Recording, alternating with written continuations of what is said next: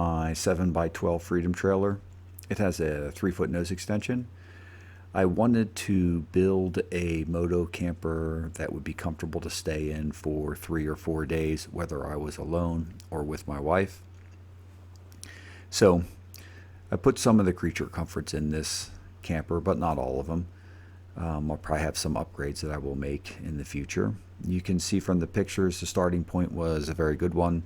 The previous owner had installed an air conditioner and 30 amp power, so I really just upgraded all the cabinetry, water, bedding, things of that nature. Here's the video. People have been asking about it. I hope you enjoy it. We'll go in the camper. I have it plugged in right now, so I have the lights on.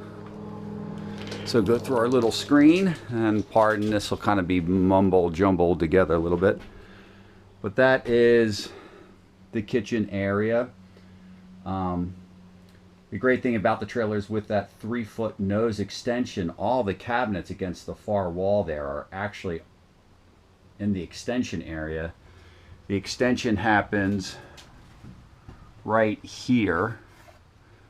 So you can see all of these cabinets are part of the extension, which works really well. So it's a lot of cabinet space. I have yet to fill it all with camping gear. I'm sure at some time I will, but you know, put all the little clips on them so the doors don't open really easy. You got to give them a little tug, but all of our coffee maker, cookware stuff is up there.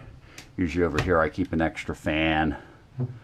Have a small refrigerator which works well. The nice thing is this a small refrigerator like this, you can when we're traveling, often I'll just keep stuff in coolers, but if we have extra stuff we can just plug it into the inverter.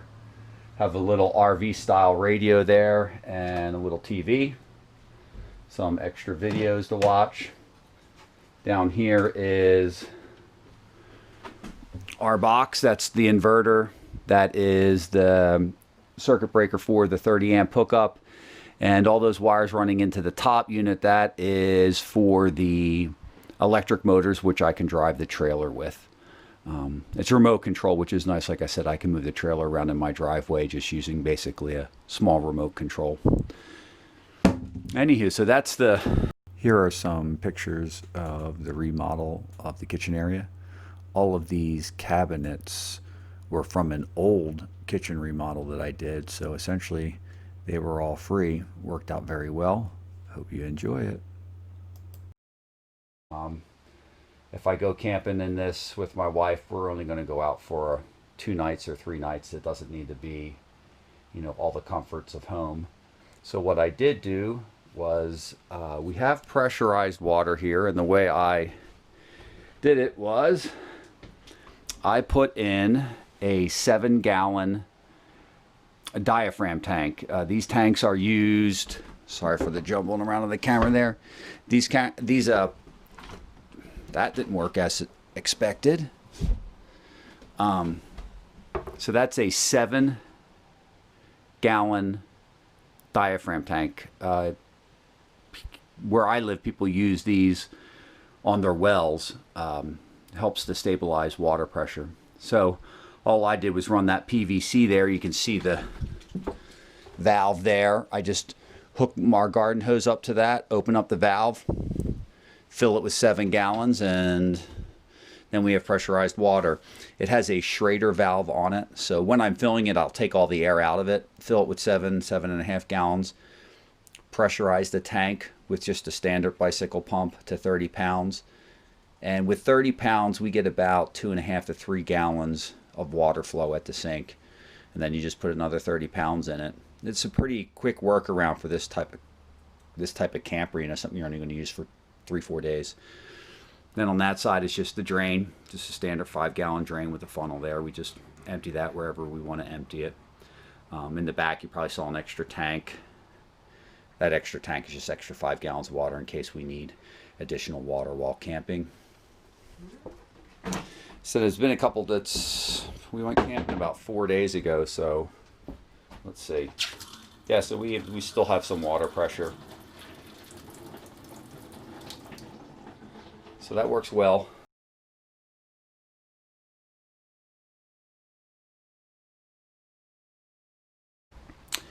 Is our bed. And I'll have another video that I splice in that shows how the bed works. The bed is on rails. It just basically slides up and down. It is supported by 4 80-pound gas struts. It works really well, much better than I had anticipated. Easy to put up, easy to pull down. And the gas struts kind of hold it in place while it's, while you're traveling or while it's just stationary. Putting the bed up is pretty easy. You just get under it and just lift it. It's on struts. You just, there we go. It's up. Basically, pulling it down is the same thing. Like I said, it's a twin bed. It's on some commercial lathe rails on both sides. I had 80-pound struts, and I'll take these side panels off it and edit it in. They support the bed. The bed won't move unless you really pull on it. But to get it down is the same thing. Just grab both handles and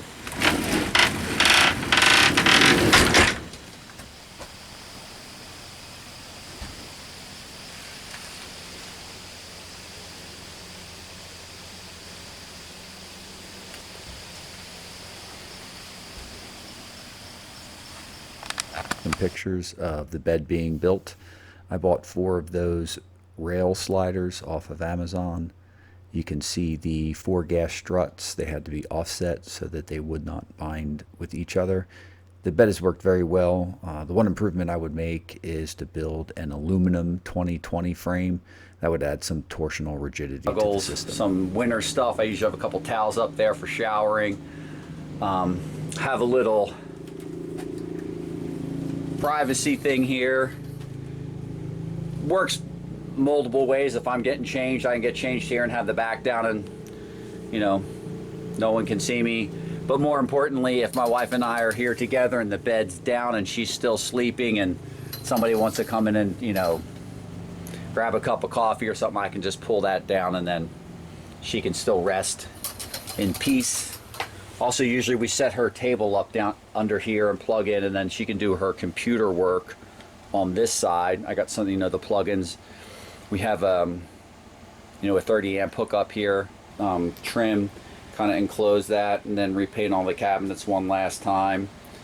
I haven't, on this trip, I did not go outside of the trailer, out the back here. I did not put, that's the outside, and that's one of the I think it's 8 feet 2 inches. It's awning. We also have the annex room for it, that goes around it and totally encloses it, which works really well. I'll edit something in, but I had to cut out the middle section so that we could go in and out, because the trailer, you can't mount it any higher than 8 feet, but the trailer's taller than that, so we had to cut that out. But it still works really well. We only use it, in the summer if there's lots of bugs and you're cooking and stuff like that. You don't want bugs in your food, or maybe you do, I don't know. One thing I recommend if you have one of these trailers is do this. I saw this on a video, and if you have these awnings, it's just real easy, and rain or something and it gets weighed down, this corner will just tear a hole right in it. This is just a simple little caster wheel with some old piece of shelving that I had somewhere. It works great. Anywho, campers do that. It's the PVC piping all the way across, painted black. I put a Schrader valve on it. Again, pump it up to 30 pounds of pressure. Works like a dream. Like I said, I already took a shower on it, so I don't really care about the water, but you can see that's got good flow. And I already took a shower. Of course, it's not a long shower, a couple minutes, just enough to rinse off, but it worked out really well. It was a good day of riding. That's the bike, nice and dirty, the way it should be. I wanted to include a video of loading bikes into this trailer. I followed the advice of a friend who suggested a 7-foot wide trailer for this specific reason. I wanted to build a moto camper where I could haul up to 4 bikes, and this trailer does it. I mean, the whole reason for building this is to get out and to enjoy riding with friends. And that is one of the reasons why I built it. Hope everyone gets out there and rides hard and is safe. Have a great day. I hope the video answered some questions.